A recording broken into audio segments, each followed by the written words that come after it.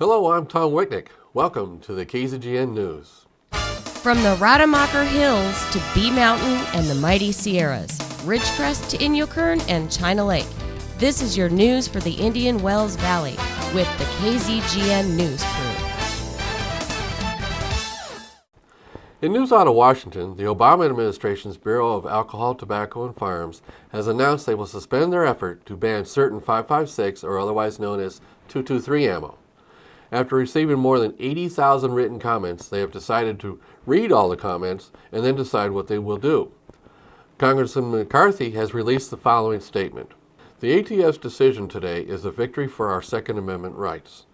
The Obama administration's latest attempt to constrain the Second Amendment has succumbed to the concerns and opposition from the American people and their elected representatives in Congress.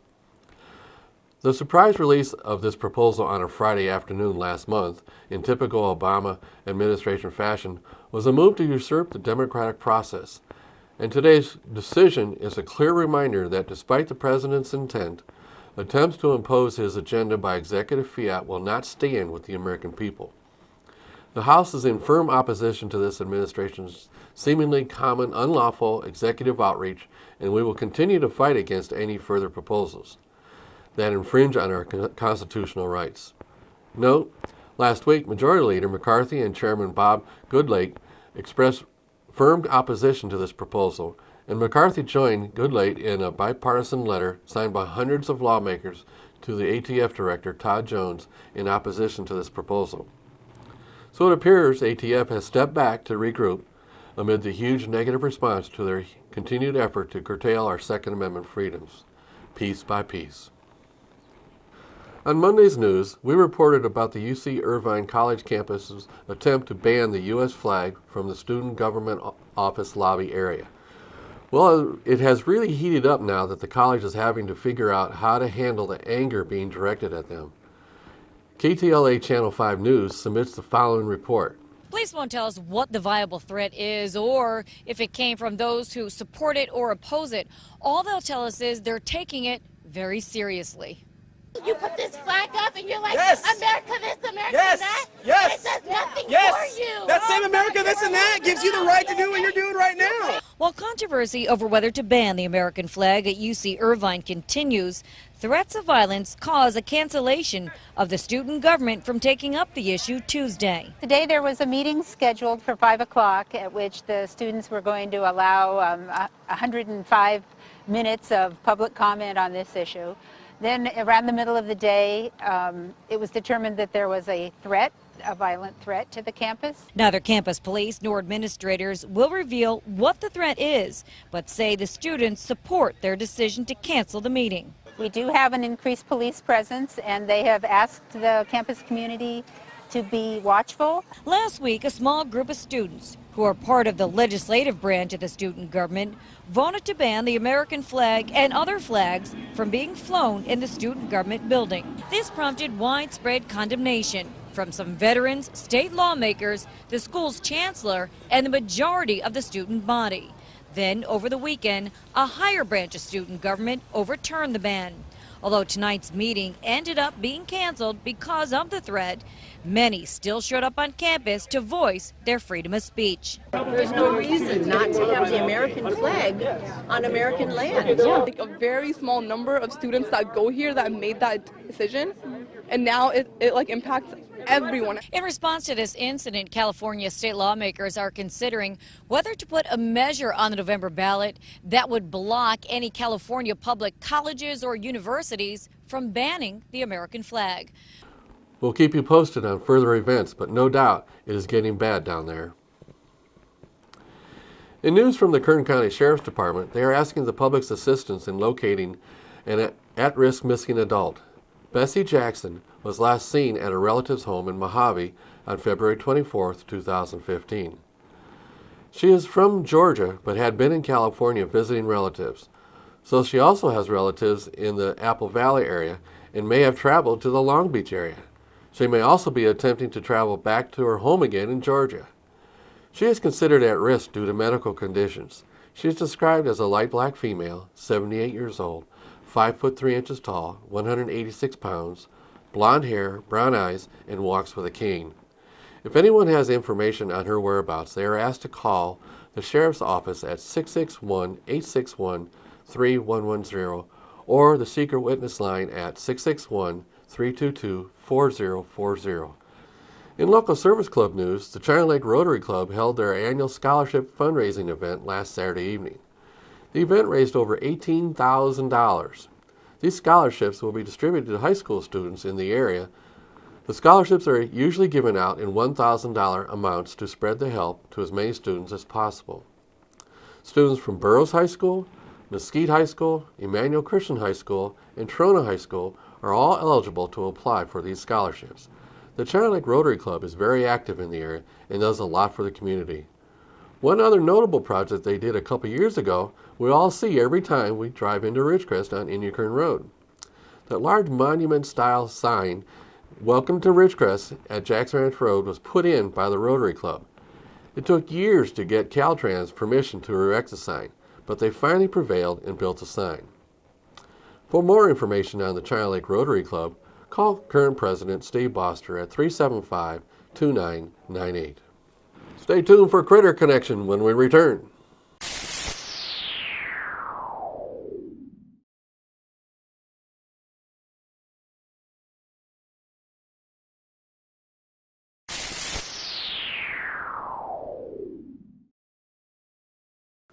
Okay, thanks for coming back. Now, Critter Connection with Jolene. Hi everyone, I'm Jolene Sun from KZGN-TV and I'm here with Mary at Ridgecrest Animal Shelter, and this is York. So Mary, can you tell me a little bit about York? Yes, York is a 6-month-old tabby, orange and white. He is neutered and very affectionate, very playful.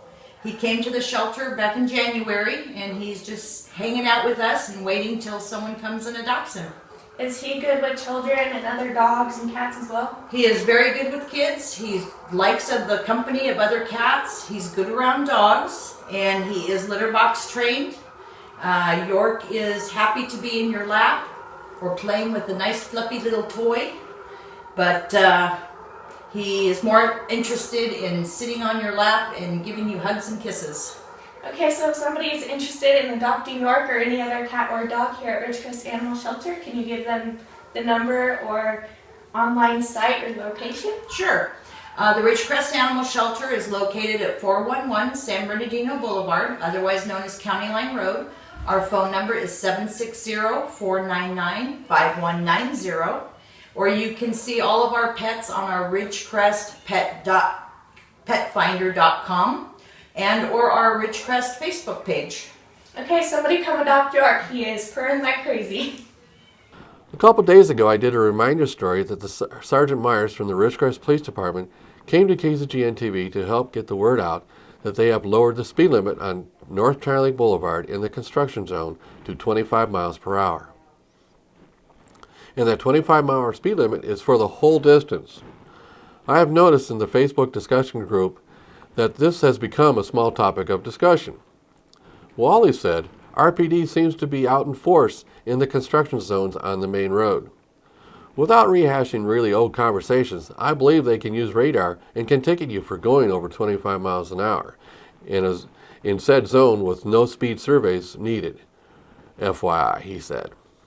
Mary said, I also believe fines are doubled if you are convicted of speeding in a road construction zone. Larry said, RPD has been out there a lot lately. Good for them. And finally, Joyce wrote, it's a shame RPD has to be there. Everyone claims to be a good driver, but will not slow down in a construction area. Really, Ridgecrest? You have to speed, and also stop signs mean stop, not yield or blow through or ignore. Majority are very good drivers here, but the ones that aren't are very obvious. So for you drivers that continue to feel the need to speed during the construction, get ready to get a ticket.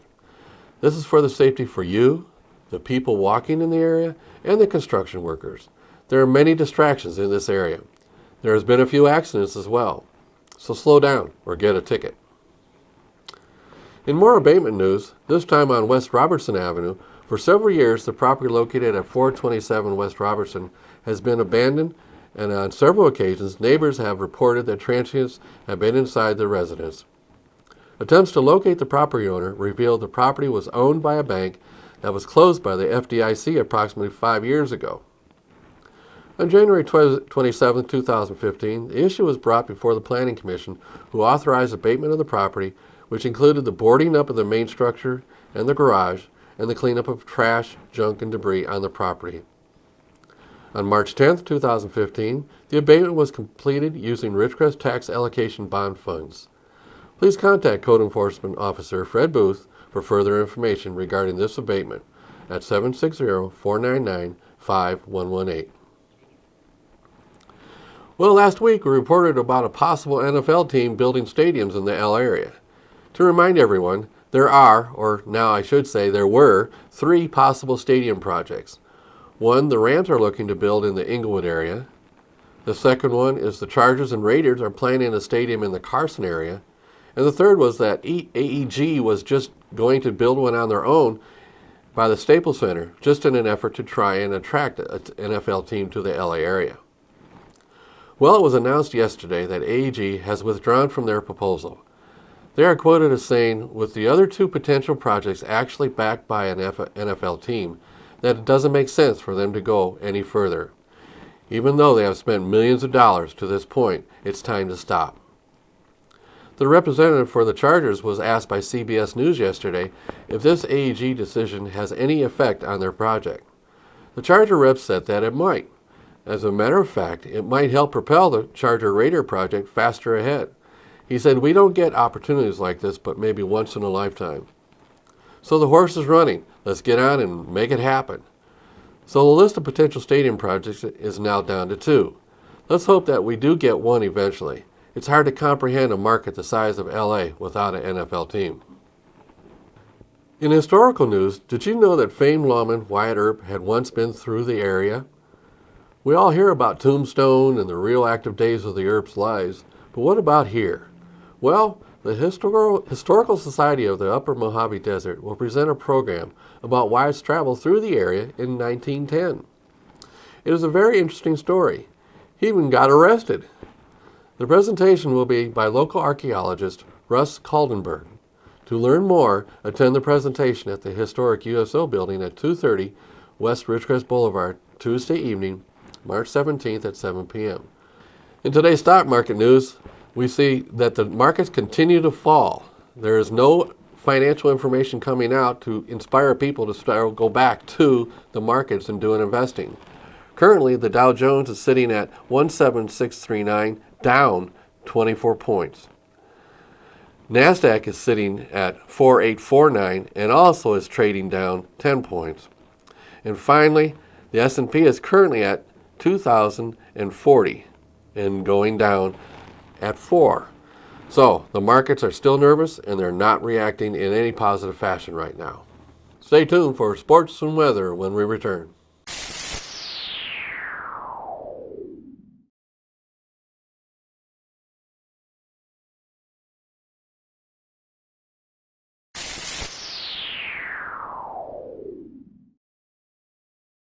Thanks for staying with us. And now we'll go to Keith for the weather. Thank you, Tom. This afternoon, regional temperatures over the United States. On the East Coast, Massachusetts was at 65, Ohio was at 63, Georgia was at 65, North Dakota at 60, Kansas 74, New Mexico 66, Arizona topped them all off at 83 degrees, Washington and Oregon both tied for 57 degrees. San Francisco was at 64, and the LA area was at 63 with light showers and sprinkles in the coastal regions and the mountains. And locally, we were surprised with the afternoon scattered sprinkle shower, but our temperatures for the rest of the week as we gradually warm up into the weekend. Tonight will be mostly cloudy with a low around 44. Thursday will be sunny with a high near 78 with light and variable winds. Thursday night will be clear with a low around 47 northwest wind, 5 miles per hour. Friday will be sunny with a high near 80 degrees. Friday night will be mostly clear with a low around 46. Saturday will be mostly sunny with a high near 82. Saturday night will be partly cloudy with a low around 47. And on Sunday, will be sunny with a high near 87, northwest wind, 5 miles per hour, and Sunday night will be partly cloudy with a low around 48. And that is your weather for the IWV. And now back to Tom. Thanks a lot, Keith. And now sports with Tom Hecht. And a very pleasant Wednesday afternoon to everybody. Let's start with Saracoso baseball. Justice Scott here. We're going to have him talk about the game yesterday. The Coyotes dropped a tough game to Chaffee, and they're trying to get back on their winning ways. All right, real quick, NCAA tournament, because it is the time right now. The Summit League, North Dakota beats South Dakota. That was a one-point game last night. In the ACC tournament, first round, Boston College beats Georgia Tech. Virginia Tech squeaks by Wake Forest.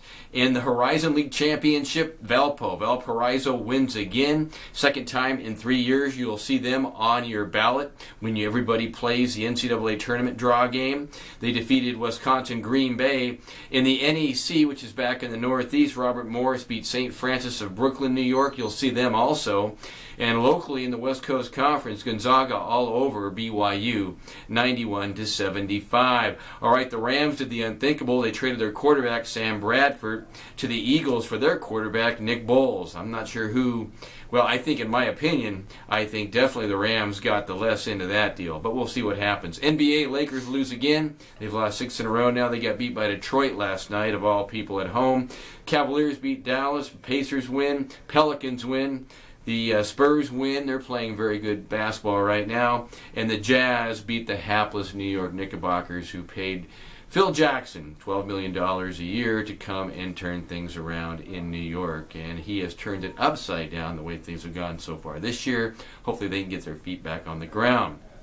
With that said, Coach Scott, appreciate you stopping by here again. You're a busy man. We pulled you out of another press conference and some recruiting you're doing. But talk about yesterday for us. You played well through the first 6 innings against Chaffee. Like you said, we did. We played better baseball. We found ourselves in the game going into the 6th inning. And then the good thing, it's no secret. What bit us yesterday has been biting us for the last 8, 9, 10 games, and that's just poor defensive play. And you just can't do that at this level and expect to beat good teams. And now you've got on the horizon 2 more games with Chaffee. What are your pitching plans now? Well, tomorrow we're probably going to go with Alex Reed or Darryl Allen. Alex threw about 42 pitches yesterday, so it's unlikely that he'll go. Allen threw last Saturday, so he's probably going to get on the hill. And then Saturday, Joe Martinez, who's recovering from a little bit. He's been tender. But I think by Saturday he'll be okay. So that's the plan for the next 2 games. Offensively, how did we do yesterday? Again, not bad. We played well enough offensively to keep ourselves in the game for 5, 6 innings. But we like to see ourselves put more runs on the board. But right now we're scoring enough to give ourselves a chance to win. All right, Coach, and so you have 1 road game tomorrow, 1 home game Saturday. From now on in, it's 3 against every team, correct? Correct. We got 2 more to finish out Chaffee. Then we got San Bernardino for 3. Then Barstow and College of the Desert. And then I believe Rio, and finish up with Victor Valley. All right, Coach Scott, appreciate you stopping by. And that is your sports for this Wednesday afternoon. I am Tom Heck for Justice right here on KZGN. Finally, with the upcoming beautiful spring wildflower show we are expecting, we are asking our viewers to share any nice pictures they may have taken with KZGN. We'd like to see your pictures you take in the upcoming month. We may share your pictures here during the news. And as far as that goes, if you have any local pictures that you would like to share with our viewers, send them in as well. Any pictures that would be of local interest would be great. We'd ask that you please include your contact info with your submission, so we can contact you for more information. Send your pictures to info@kzgn.net. Again, send your pictures to info@kzgn.net. So that's the news for today. All of us at KZGN-TV know you have a choice in what you watch for your news. We all thank you for choosing KZGN-TV, Ridgecrest's only community TV station.